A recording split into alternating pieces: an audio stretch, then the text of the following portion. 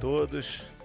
Prazer enorme em recebê-los aqui no BTG Advisors. Então, orgulho para nós, todos vocês que estão aqui também nos assistindo online. Então, muito obrigado pelas palavras iniciais. Cláudio contou um pouco de história aqui. Realmente muita coisa mudou e agora estamos animados em fazer negócio com futebol e continuamos desanimados em fazer negócio com religião e política. Isso não mudou. Acho que a turma pediu para eu contar um pouco aqui do ambiente de investimentos no Brasil e independente dessa transformação toda, que eu acho que tem muito mais gente qualificada do que eu para falar sobre ela aqui ao longo do dia, mas dar um pouco de tom macro sobre o Brasil. E eu acho que não dá para a gente falar do Brasil sem a gente falar do mundo. No fundo, os acontecimentos que estão no nosso entorno hoje são mais importantes do que os acontecimentos locais. Claro que a gente continua sendo dono do nosso destino, mas ele pode ser mais ou menos influenciado pelo aquilo que acontece no nosso entorno, ou simplesmente no mesmo planeta que a gente habita. E nesse momento isso é muito mais importante do que o que a gente está fazendo. A gente vive um momento de transformação e ele começa, não é nessa guerra horrível que temos assistido aí diariamente há algumas semanas, mas ele começa um pouco, essa transformação começa anterior a isso, na pandemia, igualmente horrível, igualmente desafiadora para todos nós, que afetou praticamente de maneira equânime todas as sociedades do planeta, né? Mas a combinação da pandemia e, na sequência, a guerra, ela criou um grande deslocamento geopolítico, né? Eu estou incluindo aqui a pandemia na geopolítica. E o que isso significa? Olha, de repente teve a pandemia e os Estados Unidos olhou para dentro de casa e, puxa, temos que acelerar a produção de máscaras. Não, mas as máscaras são feitas na China. Não, mas então vamos acelerar a produção de seringa. A seringa é feita no Vietnã. Pô, mas então pega rápido o IFA da vacina. Não, isso é feito na Índia. E tudo isso é processado em máquinas cujos chips são em Taiwan. Isso criou um enorme desconforto sobre a extensão das cadeias de produção, né? Uma outra consequência da pandemia é que todos nós tivemos que nos proteger, nos isolar, nos cuidar, todas as sociedades, indivíduos e países. Isso trouxe uma natural desorganização de cadeias produtivas, né? O consumo, por exemplo, teve um enorme deslocamento, todo mundo em casa, ninguém ia ao restaurante, mas o cara queria comprar uma geladeira nova, uma TV nova, um fogão novo, porque mal bem ele estava em casa. Então, são um enorme deslocamento de bens e serviços para consumo, para bens de consumo, e que, ao mesmo tempo, não estavam sendo produzidos com a mesma eficiência, não estavam sendo transportados com a mesma eficiência. Então, de uma maneira, de um certo modo, natural, num mundo hiperconectado como o nosso, criou-se uma enorme desorganização nas cadeias produtivas. Essa combinação de fatores criou escassez, criou pressão de preços, criou gargalos, etc. Então, na saída da pandemia, vivemos essa nova realidade que nos parecia tão distante no mundo pós-globalizado, totalmente conectado, tecnológico, sofisticado. Nós estamos falando aqui, boa parte do dia, vamos falar de esportes, né? onde as fronteiras são muito menos importantes, onde tem uma equipe que está na Ásia, ou na América Latina, ou na Europa, ou na Rússia, ou na África. Nesse mundo, vemos, de repente, tanques desfilando pela Europa, né? Uma coisa meio inimaginável, né? O míssil caindo em cima de shopping center, né? Na Europa, que foi palco, talvez, das maiores desgraças do século XX, que foram as duas grandes guerras. E com isso se exacerba esse sentimento de onde é que as coisas estão sendo feitas. De repente, a Porsche se vê diante de um dilema que a maior fábrica fora da Alemanha fica na Moldávia. Ou os Estados Unidos, mais uma vez, para refletir que todo equipamento eletrônico depende de um chip que passou em alguma instância em Taiwan, que é vamos dizer, uma Ucrânia asiática, do ponto de vista de tensão geopolítica. Então, a combinação desses dois fatores vai criar um enorme deslocamento, que a gente poderia chamar de desglobalização. E qual é a consequência disso prática para nós, ou para qualquer cidadão no mundo? Talvez nos últimos 30 anos a gente viveu, quase que é difícil nós aqui do Brasil usarmos esse termo, mas o mundo viveu 2 décadas e meias de desinflação, né, trazidas pela globalização, trazidas pela otimização das cadeias produtivas globais. Ou seja, as cadeias foram se estendendo e se tinha um cara que fazia parafuso mais barato do que qualquer um lá no Vietnã, ele virou o grande produtor de parafuso do mundo. Obviamente, a consequência imediata disso, sem ser muito técnico aqui, eu estou caricaturando um pouco para fazer o ponto, a consequência clara disso é que o parafuso caiu de preço, porque agora ele não precisava mais ser feito em Nova York. Ele primeiro se deslocou, foi para o Tennessee, depois ele foi para o México, depois ele foi para a China, depois ele foi para o Vietnã, até chegar no lugar que o parafuso era o mais barato. E o parafuso usava o minério brasileiro, que era processado numa siderúrgica chinesa, que usava tecnologia de Taiwan e que finalmente virava parafuso numa fábrica no Vietnã. Então, esse alongamento de cadeias produtivas trouxe uma enorme pressão desinflacionária para o mundo. E, obviamente, uma integração como a gente nunca tinha visto antes, em anos de história comercial bem documentada. Infelizmente, a gente vai virar a página disso daqui numa certa instância.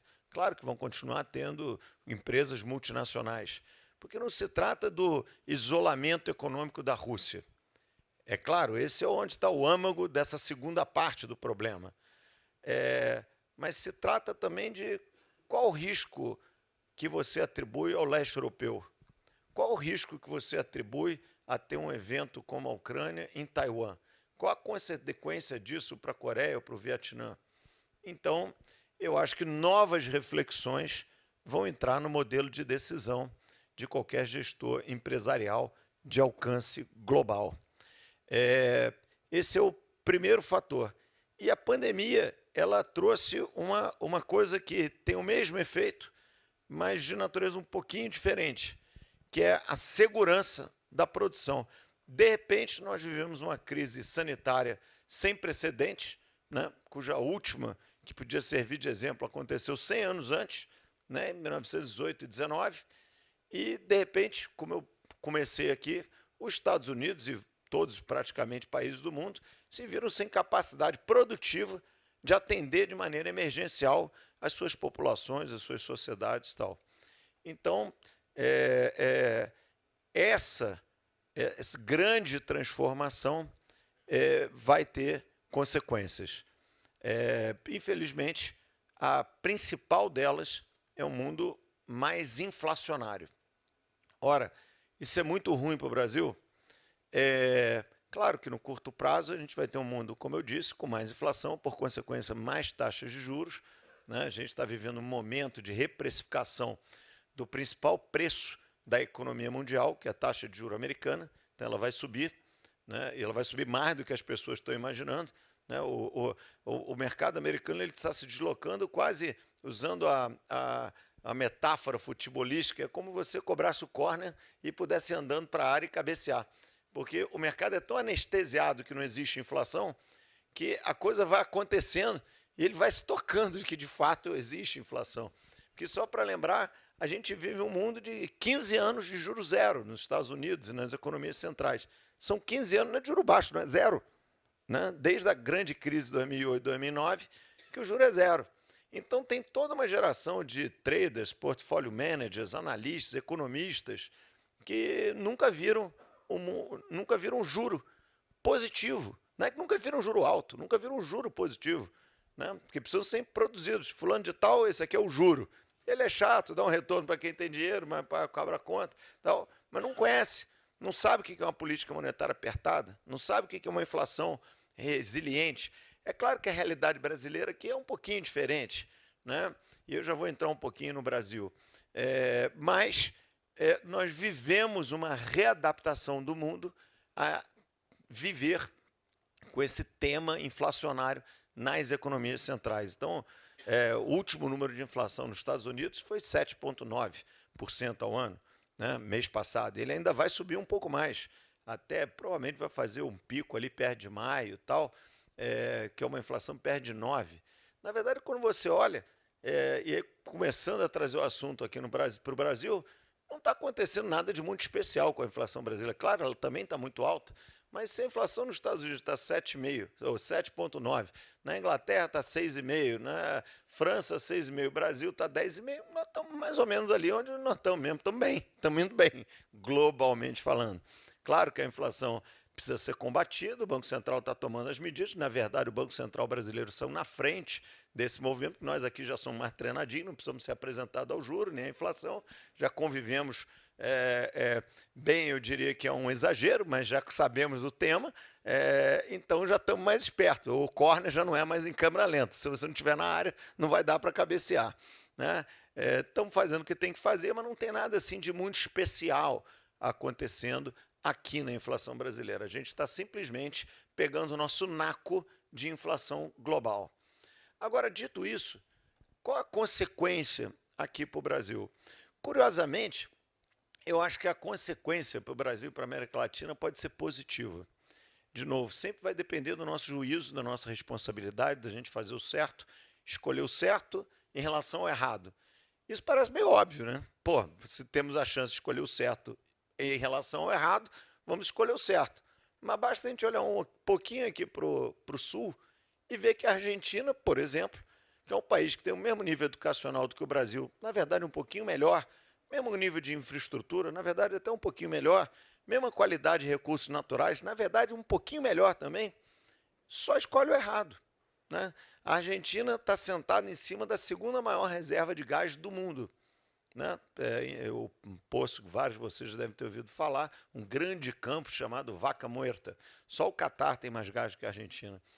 E, no entanto, a Argentina é importadora de gás por LNG, né? Aquele gás liquefeito que vem de navio, que é o mais caro de todos, no preço mais caro da história do mercado de gás natural. E a Argentina, que tem a segunda maior reserva de gás, é importadora do gás mais caro possível. Né? Como pode? Né? São decisões da sociedade, porque no final o político ele não nasceu lá, ele foi eleito por alguém. Né? Decisões populistas e começa com um ingênuo congelamento de preço. Né? E o congelamento de preço inibe o investimento, porque é um preço artificial, então o sujeito não vai fazer investimento, porque não dá para tirar o gás, porque você vai vender mais barato que ele custa para produzir. Por mais que doa o preço flutuar, mas ele que garante o bom funcionamento da economia. Né? Então nós estamos nessa situação de que a Argentina, uma grande detentora de reserva de gás, importa gás. Né? É mais ou menos o seguinte, né? A idade da pedra, ela acabou, mas ela não acabou por falta de pedra. Ela acabou por uma evolução natural. Tem pedra pra caramba por aí pelo mundo. Né? Então a Argentina está nessa. E vamos preservar as pedras aqui, vai acabar a idade da pedra, um dia a economia vai ser verde, nos descarbonizaremos e o gás ficou todo lá. Né? E, no fundo, a sociedade empobreceu. Então, a despeito da gente, essa escolha entre o certo e o errado nem sempre ser tão fácil assim quanto parece a minha afirmação, eu acho que a gente vive um momento privilegiado nesse terrível deslocamento geopolítico. Por quê? Por dois motivos, basicamente. O primeiro, que o Brasil e a nossa região, nós somos pacíficos geopoliticamente. Não existe risco geopolítico relevante aqui na nossa região. Isso tranquiliza aqueles que vão precisar deslocar suas cadeias, vão precisar trazer para perto as suas cadeias, né? Os Estados Unidos vai se sentir muito mais confortável de ter uma fábrica no México, ou na Colômbia, ou no Brasil, do que no Vietnã. Pô, o Vietnã está muito longe, né? Se tiver um problema e a gente tiver que ir até lá, não sei se é bom, já tentamos uma vez, não foi legal. Aqui na América Latina está mais dentro de casa, falamos a mesma língua, mesmo fuso horário, mesma cultura. Então, a gente tem uma chance de absorver parte desse investimento global que vai querer ficar mais perto de casa.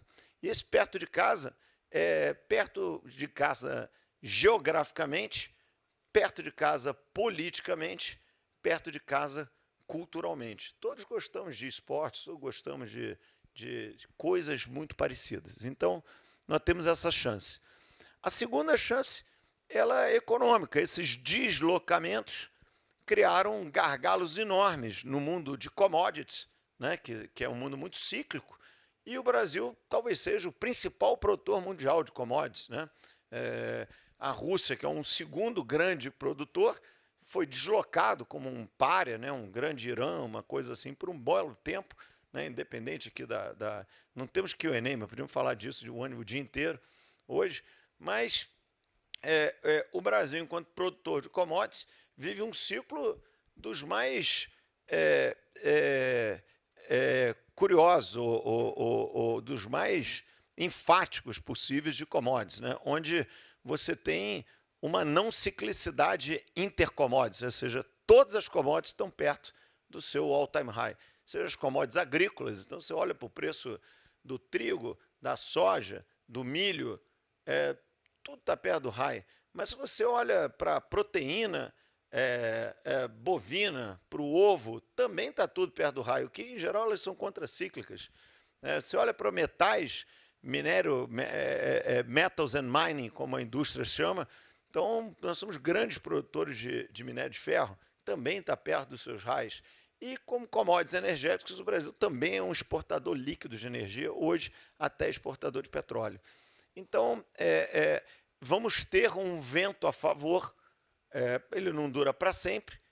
Como eu disse aqui, esse é um mercado que se move em ciclos, mas não são ciclos de meses, são ciclos de anos. Então, você vive um momento excepcional para a indústria sucroalcooeira, você vive um momento excepcional para a turma de mineração, você vive um momento excepcional para a turma de grãos. E, obviamente, isso tudo deve se traduzir em investimento, em renda, em emprego aqui para a nossa sociedade. Transbordando, isso vale para a América Latina, que a gente às vezes fala, na América Latina é uma coisa, o Brasil é outra. Mas é bom que tudo esteja funcionando. E a América Latina também se encaixa nisso, né? De commodities minerais, grandes produtores do mundo, Brasil, Chile, Peru, né? Commodities agrícolas, Brasil, Argentina, Uruguai, Paraguai, né? Commodities energéticas, Brasil, Colômbia, Equador, e com potencial México e Argentina, com pequeno investimento, com pequenos acertos, né? Então, eu vejo o Brasil aqui como um lugar calmo, e como eu disse aqui, não é que a crise afetou a Rússia, a pandemia nos deixou preocupados, vai muito além do que isso, porque qual a consequência, muito difícil para qualquer um dizer, dessa guerra, como é que ela termina, como é que... temos cenários, mas não sabemos o que vai acontecer. E só que esta guerra, ela influencia também a Polônia, ela influencia a Hungria, né? Como eu brinquei aqui, tem uma grande fábrica da Porsche na Moldávia. Certamente não vai ser aí que o board da Porsche vai escolher o próximo movimento, né? Aí, bom, então se não dá na Moldávia, vamos para Taiwan. Pô, mas olha o que aconteceu na Ucrânia aqui. Você vai que dar uma doideira aqui na China, resolve invadir, tá vindo uma confusão. Pô, não vai ser em Taiwan. Não, mas vamos aqui pro Vietnã. Pô, mas tá perto, hein? Tá perto dessa confusão. Pô, não tem um lugar aí que esteja fora da confusão? Pode ser aqui o México, pode ser a Colômbia, pode ser o Brasil. Então, acho que a gente precisa de um pouquinho de nada, de juízo, para poder aproveitar esses momentos. E isso é natural do mundo, né? Grandes deslocamentos geopolíticos, eles trazem sempre vencedores e perdedores, né? O caso mais notório na história recente é os Estados Unidos durante a Segunda Guerra, né? Foi um push na industrialização americana que já vinha acontecendo, e consolidou os Estados Unidos como uma grande potência global. Então, espero que a gente não viva uma grande guerra, que fique aqui nessa confusão relativamente localizada, que se resolva rápido, mas que a gente consiga tirar o potencial benefício de tantos sacrifícios que a gente viveu aqui. Sobre o Brasil intrinsecamente, eu não vou me alongar, porque eu quis dar esse panorama aqui, a ideia era só dar um kick-off para vocês debaterem temas muito mais divertidos, que é o mundo de esportes e esportes, etc., por aqui. Mas olha, o Brasil tem muita fumaça no espelho. Puxa, mas se for o Bolsonaro reeleito, se for o Lula, se for isso, se for aquilo. Olha, eu acho que o Brasil ele é mais forte, mais resistente, mais maduro e mais institucional do que a ansiedade do momento sugere. Então, eu não acho que vai fazer grandes diferenças. Eu acho que nós, como sociedade, temos mostrado uma sabedoria diferente do que a gente viu aqui em vizinhos, como eu citei o caso da Argentina. E as escolhas têm nos permitido andar para frente. É claro que a gente nunca anda na intensidade que a gente gostaria, na velocidade que a gente gostaria, na profundidade que a gente gostaria. Mas o Brasil vai andando para frente. A gente viveu 2 grandes ciclos reformistas, né, que foi o primeiro mandato de Fernando Henrique, segundo mandato de Fernando Henrique, primeiro mandato de Lula, depois o mandato do presidente Temer, o mandato do presidente Bolsonaro, que foram fazendo alterações no nosso framework institucional que foram substancialmente positivas. De novo, a despeito da paixão do momento, da bobagem do momento, da declaração desastrosa do momento, do ministro incompetente A, B, ou C, ou D, de cada um desses governos, que todos tiveram, mas felizmente também tiveram os competentes. E essa combinação de coisas fez o Brasil andar para frente, né? E para pegar um pouquinho da história, já que o Cláudio contou de história, quando eu comecei a trabalhar no início dos anos 90, na mesa de operações, tinha o mercado incipiente, mas que existia, de debêntures. Né? Debêntures são títulos emitidos por empresas, né? E basicamente eram debêntures de leasing dos grandes bancos. Então tinha lá Bradesco Leasing, Itaú Leasing e tal, por 2 anos. Esses títulos negociavam a inflação mais 28% a 30%. Eu vou repetir, porque às vezes a gente não pegou direito. Inflação mais 28% a 30%.